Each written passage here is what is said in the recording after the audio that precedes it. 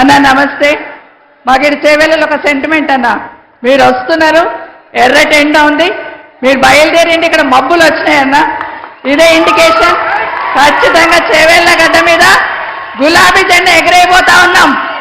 మన గౌరవనీయులు, మన అధ్యక్షులు, మన ప్రియతమ నాయకులు, తెలంగాణ సాధించిన నాయకుడు, తెలంగాణ అన్ని రంగాలు అభివృద్ధి చేసిన నాయకులు గౌరవనీయులు శ్రీ కల్వకుంట్ల చంద్రశేఖరరావు గారు వారి అమూల్యమైన సందేశాన్ని మాకు దశాదిశాన్ని నిర్దేశించాల్సిందిగా కోరుతా ఉన్నాను.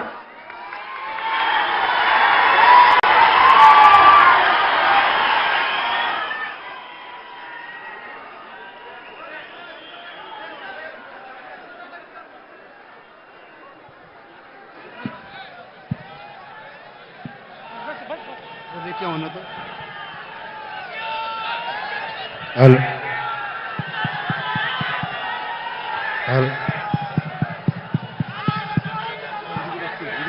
హలో హలో సభాధ్యక్షులు, స్థానిక ఎమ్మెల్యే గౌరవనీయులు శ్రీ కాళయ్య యాదయ్య గారు, పెద్దలు గౌరవనీయులు మాజీ మంత్రివర్యులు శ్రీమతి సబితా ఇంద్రారెడ్డి గారు,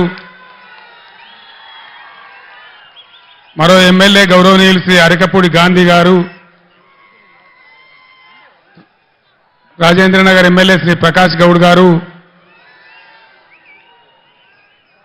మన ఎమ్మెల్సీలు గౌరవనీయులు సురభి వాణిదేవి గారు, శంబీపూర్ రాజు గారు, శ్రీ యజ్ఞ మల్లేశం గారు,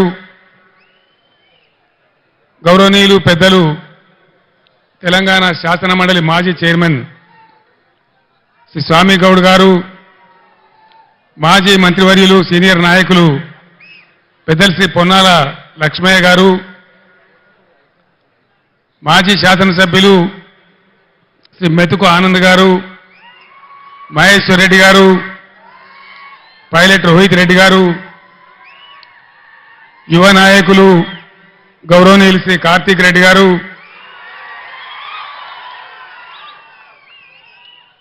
వేదికను అలంకరించిన పెద్దలు, మీ అందరి అభిమానంతో కాబోయే చేవెళ్ల ఎంపీ శ్రీ కాసాని గానేశ్వర్ గారు,